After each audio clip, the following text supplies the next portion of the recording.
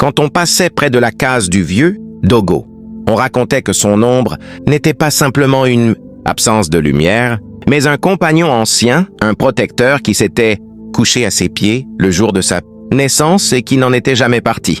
Les plus vieux du village disaient que l'ombre de Dogo était plus longue que la nuit elle-même, qu'elle gardait le seuil comme une porte fermée. Le village de Teneku dormait serré entre deux collines, bâti en demi-lune avec ses cases rouges, ses allées de poussière et son grand arbre au milieu où l'on battait le tam-tam pour annoncer les soirées. Dogo vivait à l'écart, sous un manguier tordu. Toujours vêtu de blanc, il roulait sa pipe comme on tourne un chapelet, et quand il parlait, les enfants se taisaient. Il avait l'œil calme d'un homme qui entend les saisons avant qu'elles ne viennent. Sa présence imposait respect et distance. On le consultait pour les récoltes, pour les mariages, pour demander la pluie. Mais on ne se moquait jamais de lui, pas plus qu'on ne piquait ce qui lui appartenait. Au bord de la case de Dogo, l'ombre s'étirait comme un tapis. Parfois, à l'heure où la chaleur tombe et que le ciel devient violet, on la voyait bouger alors que le vieux restait assis immobile. Les gens du village disaient « ce n'est pas l'ombre de l'homme, c'est l'ombre d'un ancien ». Les enfants, eux, regardaient avec des yeux ronds, fascinés comme devant une histoire qu'on ne comprend qu'à moitié. Les mères claquèrent la langue et répétaient « ne t'approche pas trop ». N'éveille pas la curiosité des oreilles mauvaises. Il y avait, parmi les jeunes du village, 3 cousins qui n'écoutaient ni les mères ni les anciens. L'Amin le plus audacieux, toujours prêt à montrer qu'il avait plus de courage que la peur. Bourra, qui riait fort et marchait comme s'il avait des sabots d'or, persuadé que la vie est faite pour être gagnée sur le dos des autres. Et Kanda, le dernier, le plus jeune, qui suivait les 2 autres parce que ses pas cherchaient des repères, parce que, au fond, il voulait plaire et ne pas être laissé seul sur le seuil.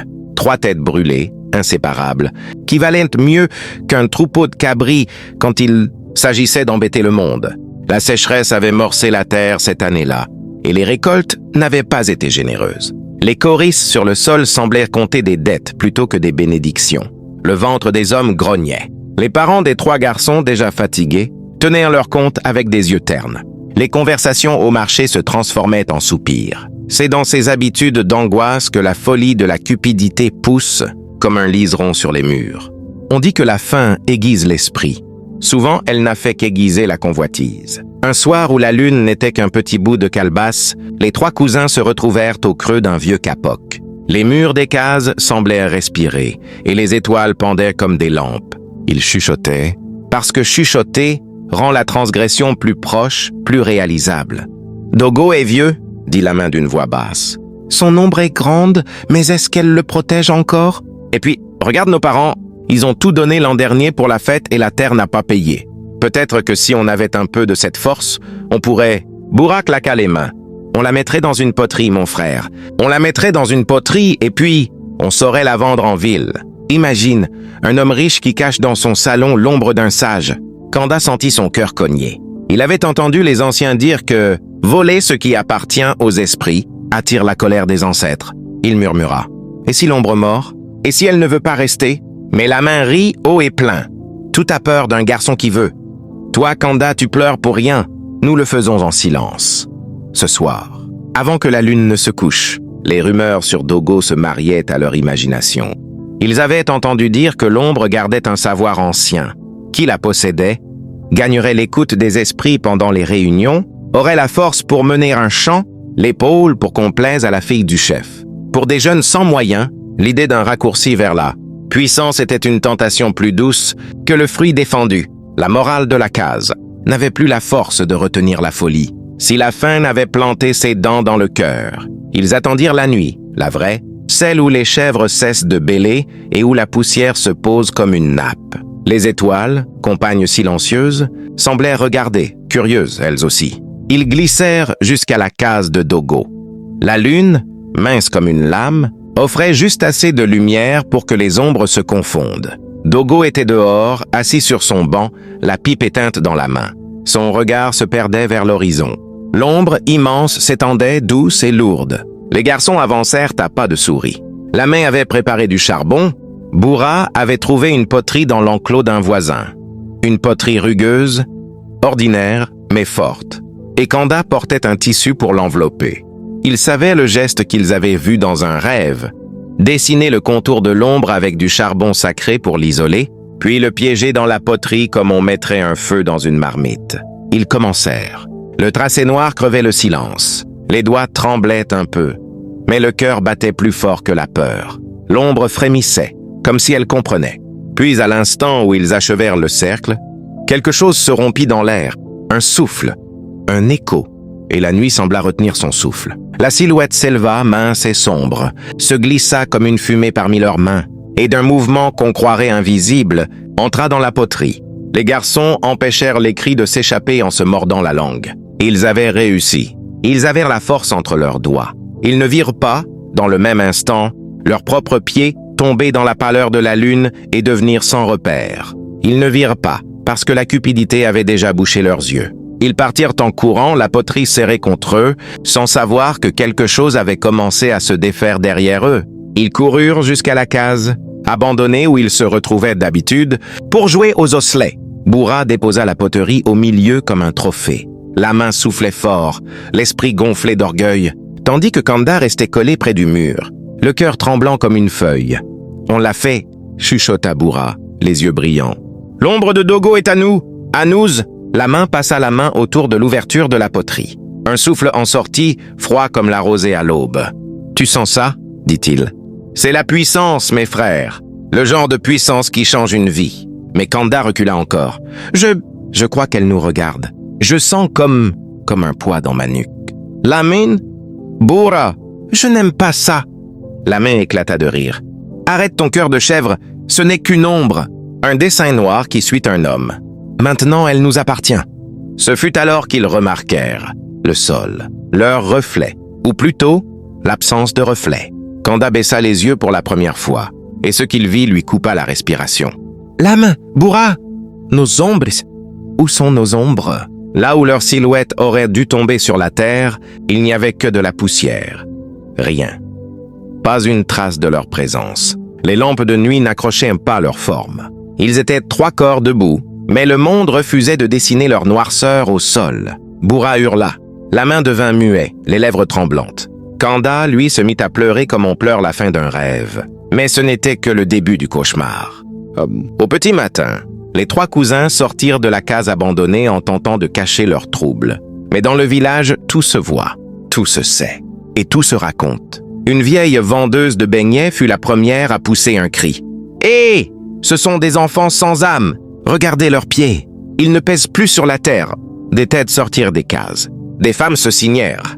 Les hommes reculèrent. Même les chiens cessèrent d'aboyer. Laman essaya de parler, mais sa voix était lourde, lente, comme si un autre parlait à travers lui. « Ce n'est rien. On est juste fatigué. » Mais la foule ne croyait pas un mot. Le chef du village fut appelé. Il arriva entouré de 2 chasseurs. Il regarda les 3 garçons longuement, puis déclara « Une ombre ne quitte jamais un enfant sans que quelque chose d'ancien ne l'ait décidé. Ce qui vous est arrivé n'est pas naturel, ni bon, ni anodin. Qui vous a touché? Qui avez-vous touché ?» Les 3 cousins se regardèrent. Un silence lourd s'installa. La vérité avait du poids. Trop de poids pour leurs épaules. Alors ils mentirent. « Personne, » dit Lamin. « On n'a rien fait, » ajouta Bourra. Kanda pleurait sans pouvoir parler. Le chef secoua la tête. « Vos ombres ne reviendront pas tant que la vérité ne sera pas revenue. » La nuit suivante fut pire encore. Lamin se réveilla en sursaut. Il sentit quelque chose respirer près de lui. Une ombre, longue, déployée, mais qui n'était pas la sienne. Elle rampait sur le mur. Elle bougeait seule. Elle l'appelait sans voix. Chez Bourra, une silhouette se tenait au pied de son lit, immobile. Elle grandissait à chaque fois qu'il clignait des yeux. Et Kanda? Kanda hurla si fort que tout le voisinage accourut. Il était recroquevillé dans un coin, les mains sur la tête. « Il veut rentrer! L'ombre veut rentrer! Elle dit que je ne suis pas digne. Ouvrez! Ouvrez-lui la porte! » Les habitants du village se signèrent de plus belle. On n'avait jamais vu enfant plus pâle, plus tremblant, plus vide. Le lendemain matin, les familles décidèrent d'amener les 3 garçons chez Dogo. Ils marchèrent jusqu'à sa case, la poterie serrée entre les mains de Lamin, qui tremblait tellement qu'il faillit la faire tomber 3 fois. Dogo les attendait déjà. Assis sur son banc, sa pipe dans la main, comme s'il savait. Ses yeux étaient calmes, mais pas doux. Il semblait peser leur présence. « Approchez !» dit-il simplement. Les mères poussèrent leurs enfants devant lui. Dogo observa d'abord leurs pieds sans ombre, puis la poterie. « Pourquoi êtes-vous venu me voir, et non les anciens ?» demanda-t-il. Personne ne répondit. Le vieux soupira profondément. « Je vais vous dire une chose. Je ne suis pas un sorcier qui voit tout. Je suis seulement le gardien d'un esprit qui m'est fidèle. Mais cet esprit-là, ce n'est pas un jouet pour les enfants. » Il toucha la poterie du bout des doigts. La terre vibra légèrement. « Alors c'est vrai, dit-il. Vous avez volé ce qui ne vous appartenait pas. Et vous avez perdu ce qui vous liait encore à la terre. » Les mères éclatèrent en sanglots. Les enfants tremblaient, et Dogo continua d'une voix qui semblait venir de plus loin que son corps. « Vos ombres sont parties parce que vous avez chassé la mienne. Mais si vous voulez les récupérer, il faudra rendre ce que vous avez pris, sans discuter, sans tricher. » Il pointa l'arbre devant sa case. « Déposez la poterie là-bas. Ensuite reculez. L'ancien décidera. » Les garçons s'exécutèrent. Mais au moment où la main posa la poterie au pied de l'arbre, un grondement sourd sortit de la terre. Le vent devint froid. L'arbre sembla frissonner. Puis, la poterie se mit à se fissurer lentement, comme si quelque chose dedans voulait respirer. Dogo leva la main. « Reculez. Le retour n'est jamais doux pour celui qui a été arraché. » La poterie se brisa d'un coup sec. Un souffle noir en jaillit, tourbillonnant, se déployant comme un drap géant dans le vent. Il se dressa devant les trois cousins, vivants, imposants, gigantesques. Leurs jambes flanchèrent. Kanda se mit à genoux. Bourra baissa la tête. La main ne trouva plus la force de respirer.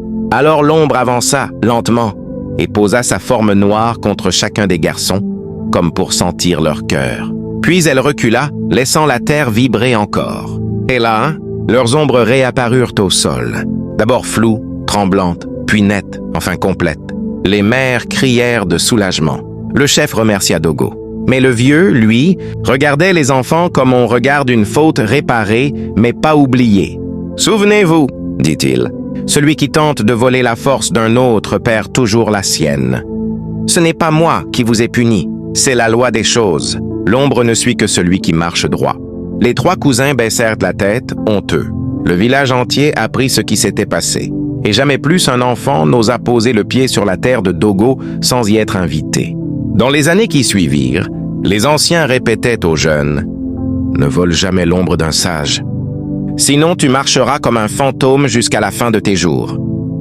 Et que Dieu nous éloigne de la cupidité et des pas qui s'égarent dans la nuit. »